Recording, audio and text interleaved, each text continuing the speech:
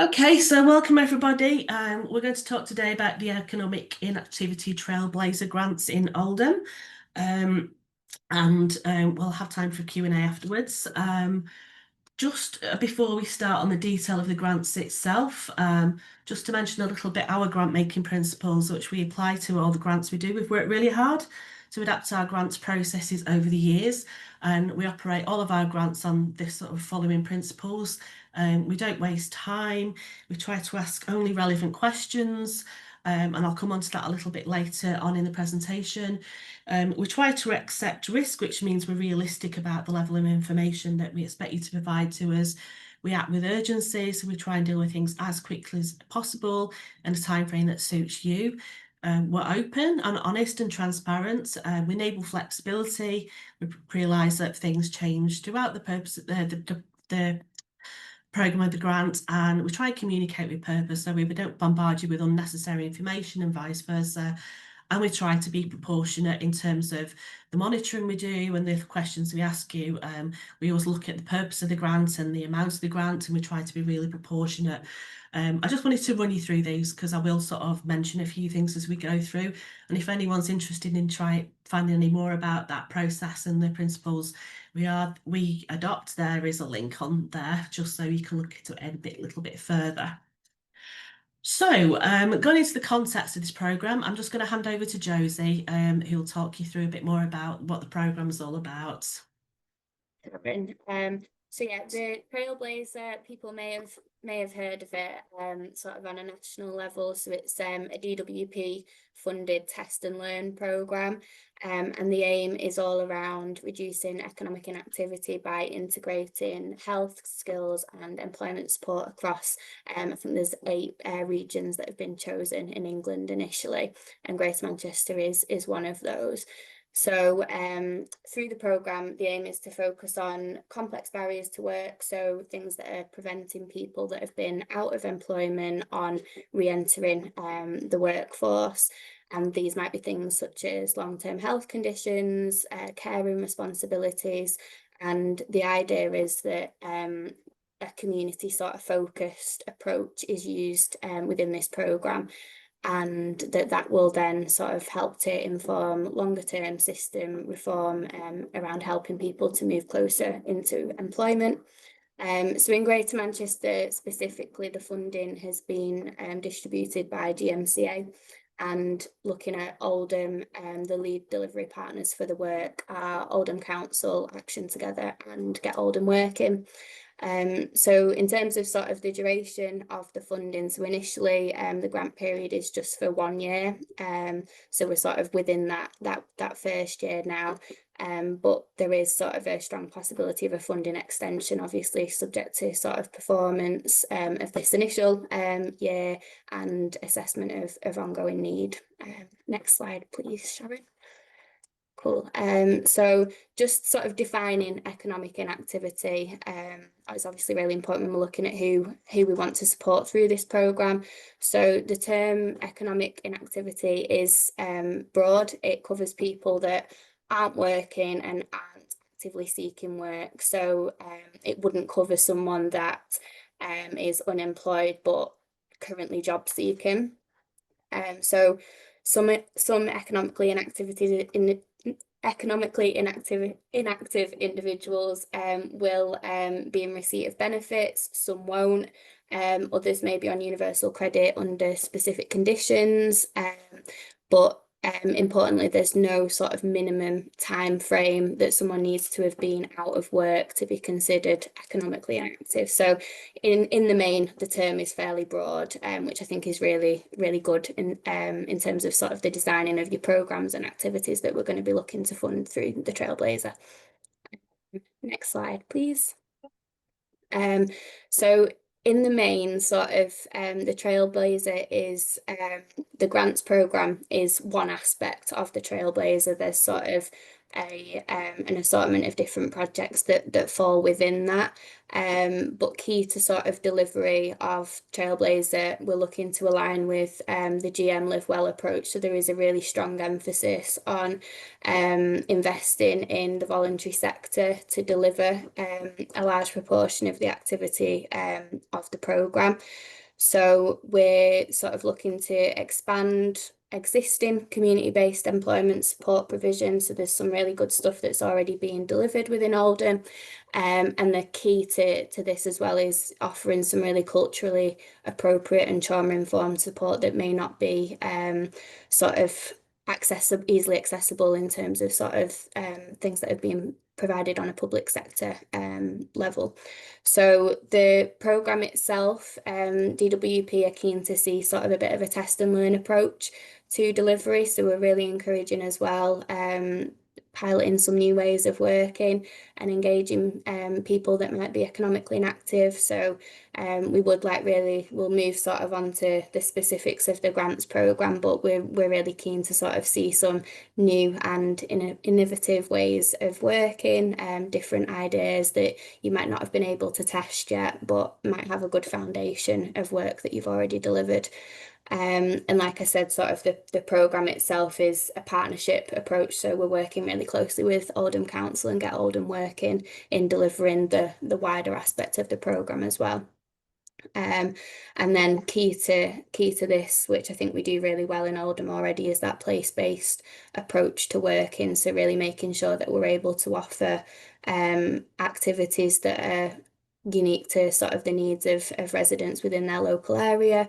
And again, really touching on those complex barriers that are preventing people from getting into the workforce. So again, long-term health conditions, mental health and physical disability and that caring responsibilities as well have been identified as key barriers to economic activity. Next slide, please, Sharon. So moving on to the grants programme in particular, so we've split that out into two main streams. And this is what you can use the funding for. So the first is community-led employment support. So this strand is all around supporting the development and delivery of activities that are going to help people to progress into work. And again, we're really sort of keen to see in applications how this activity is really sort of culturally appropriate, and we're keen to see sort of the development of individualised activity that is really focused on the strengths of the people that you're supporting.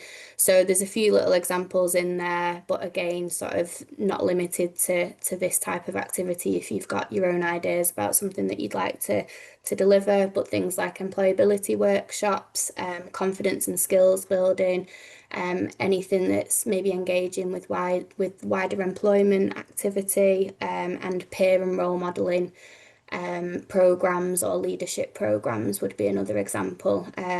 And within this strand, the maximum amount of funding that's available per sort of organisation is £10,000, and we're looking to award between 6 and 8 grants depending on sort of the amount that's applied for within the applications.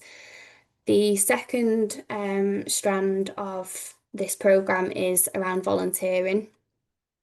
So I think it's been recognised that volunteering is a real key step for a lot of people who've been out of work. It's a good way to sort of develop the skills and confidence to get someone onto that pathway into employment.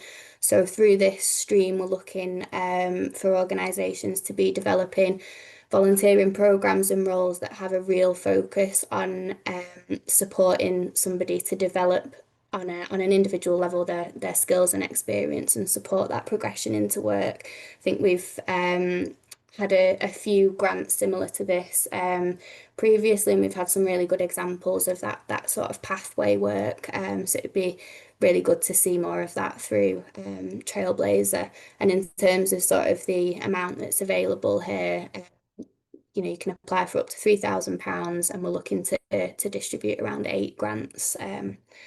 So yeah, and I think key to this as well, there is this is obviously all in the guidance notes, but we've got one application form and you can apply for multiple strands within that. So if you wanted to apply for the community-led employment support and the volunteering, you would just need to do that in one application, and there's sort of space for you to tick and explain each of your projects within that. So hopefully that makes it as simple as possible. Thank you. Okay, so in terms of who can apply, a lot of you have already applied for grants under the One Oldham Fund. I think some of the grants we've done more recently have been specifically targeted through networks, but this is a strand of the One Oldham Fund, which means that it's open for application. So it's open to any I can't speak, VCFSE groups locally rooted or acting in Oldham who are delivering activities to residents who will be considered to be economically inactive. You must be a member of Action Together, but you can join for free, and if you need any help with that, give us a shout. You must be formally constituted in some way and have at least 3 people on your board or committee who are not related. Those are just our standard eligibility criteria. One Oldham Fund grants. If any of those cause you a problem or act as a block, please do speak to us because we can work with you to try and remove those barriers. So key dates for this programme, applications are now open. I'll come on to a little bit later how you can get hold of the guidance notes and the application form. The deadline for applications will be the 20th of October, which is a Monday. Decisions and funding awarded will be early November, and then project delivery, all projects must be delivered by the end of May 2026. Just in terms of what we can't fund, I mean, when you apply for funding, I think most of you are used to this now. We sort of say build all your costs into your funding, so you can include when you sort of, for example, if you're applying to deliver activity, you can include your running cost, you can include an element of that. It's always on a full cost recovery basis. However, there's some things we don't fund, so those are things like contingency costs, loans, endowments, or interest payments. We won't fund somebody to pay if you're paying somebody to write your bid for you. We won't fund profit making or fundraising activities which come up as part of your activity. We can't fund VAT that you can reclaim. We won't fund something that's considered to be a statutory activity. We also won't fund retrospective costs. So for something that you've already paid for or already committed to, we won't fund that. It's just costs going forward of your planned activity. So the application process, there is some guidance notes and a brief application form. They are now available on our Find Funding page. I've dropped the link in this slide, but after this presentation, we will be contacting you with a copy of the presentation and a link and a copy of the guidance notes and the application form. So that'll all be there, but the link to that page and our Find Funding page is on the slides as well. But if you do have any questions, you can always get in touch with Josie if you want to speak about it or if you've got any queries about the process. And just to say that if you are eligible and you apply, we may always come back to you for further information before submitting to panel. So once you've sent an application in, that's not it. We don't just send that to panel. We might look at it, we'll read it first, speak to you, ask you any questions, because we can kind of sometimes anticipate the kind of questions that the panel might ask. So we'd rather get all that information. So don't worry if we do come back to you. Sometimes we'll just come back to you, ask you just to clarify a few points, just so we don't spend ages discussing it at panel and have to come back to you after that. So just a plea really, please do read the guidance notes carefully and answer the questions asked. I know that sounds like really sort of common sense, but we do work hard on the guidance notes to try and put as much guidance in there, because we don't want you to waste your time applying for activities that aren't covered under the funding, or we just don't want you to waste your time. So the guidance notes are there for a reason. Please do read them and only answer the questions we've asked. When I talked about our principles to grant making before, we only ask questions that we want the answers to. So I know sometimes it's tempting to bang in loads and loads of information about your organisation, and that's great, but we ask for the information we need, basically. So don't worry if you think you want to put more information in, and if anything's unclear, we'll come back to you, we'll have a discussion with you. We're not one of these funders who will just dismiss something because something's spelt incorrectly or there's a typo, we'll come and speak to you about it. And similarly, if you've got any questions about anything, please do come and speak to us. You know, don't worry about it, just have a chat with us. You've got plenty of time before the application has to be in. And for those of you who've already applied for the One Older Fund, it's a straightforward form, it's not difficult. So, you know, please do give us a shout if you've got any questions. Okay. So what will happen if you are successful? If you are successful, we would ask that you attend a community practice.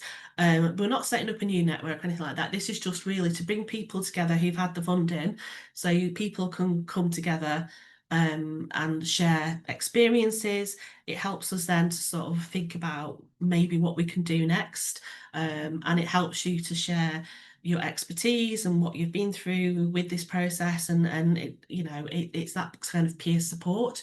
For this particular grant, we'll be making just a one-off payment, and we expect that to be around sometime in November, depending on when the panel meets and how quickly we can process all the grant agreements. As usual, we may include some conditions in the grant agreement, so that might include things like doing a Quality in Action Award if you've not already done one, or it might include, you know, as part of our due diligence, we might sort of think you might need to do some work developing your safeguarding policy or something like that. We will put those kind of conditions in your grant agreement, but we'd always discuss those with you first. We do realise that applying for funding is difficult, and when you're submitting an application, a lot of it's guesswork, and we do realise that things change. So if something changes during the period, once you've been successful, you've got the grant, but something changes, you want to change slightly, for example, the activity delivering because of the people you're working with, things not working, or something's come out of conversations you've been having with the people you've been working with, please just speak to us. You don't, if the funding is we want it to be used in the best way possible. So if you feel that any changes throughout the process would be better for you and the people you're working with, please just have a chat with us first, so before you do change your mind, because obviously when we get money from GMCA, it comes with some parameters, so please just have a chat with us. But we're open to flexibility, we're open to discussion. Please don't be afraid to speak to us.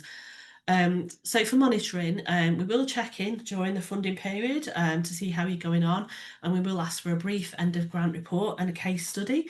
But please tell us your story your way. We're always interested in capturing stories in whatever format. More people are like to produce some short videos or send photos in, and that's really helpful as well. We will ask you for some basic information, but you tell us your story however you want. We're just trying to capture that wider picture as well, not just how you've spent your money. And it can be in whatever format you want, but we can support you with that as well, and we're exploring different ways of doing that. Okay, so top tips, please read the guidance notes. I can't stress how important it is to read the guidance notes, because we do work hard and trying to put the right information in there. Just answer the questions we've asked. If we need any more information, we'll come back to you, and read the question carefully and give us what we've asked for. Be really clear with your budget. I know with however the panel's made up, whoever's on it, whatever grants we're doing, the panel always picks up on budget, so just be as precise as you can. I know sometimes it's guesswork, but for example, if you put in your bid, £1,500 for staffing costs, what does that cover? Does it how many hours, how many days, how many sessions? Just so you can get an idea. We don't crawl all over how much things cost. There's an element of trust in all of this, and then there's an element of guesswork, but it's just so we can get an understanding of whether that's going to be for 3 sessions, 2 members of staff. Just try and be clear where you can. If you book in room hire, how many days is it for? How many sessions is it for? Just try and give us that little bit of a breakdown. It just makes it easier for the panel to then understand how the funding is going to be spent, because this is one thing panels always pick up on, is the budget, usually. And if you're not sure, ask. Get in touch with one of us. I mean, Josie is, oops, sorry, somebody's just waiting to join the room. Josie is the lead on this programme, so speak to Josie. But if you've got any questions about the actual process or how things are going, please speak to myself or Candice, who is also on the call here, who I know a lot of you have spoken to, if you've got any questions. But Josie's if you've got any questions about the programme and how it's working and what the kind of expectations are, give Josie a call, and we will put all our contact details in the slides so you know who to get hold of. So those are the contact details, and please do get in touch.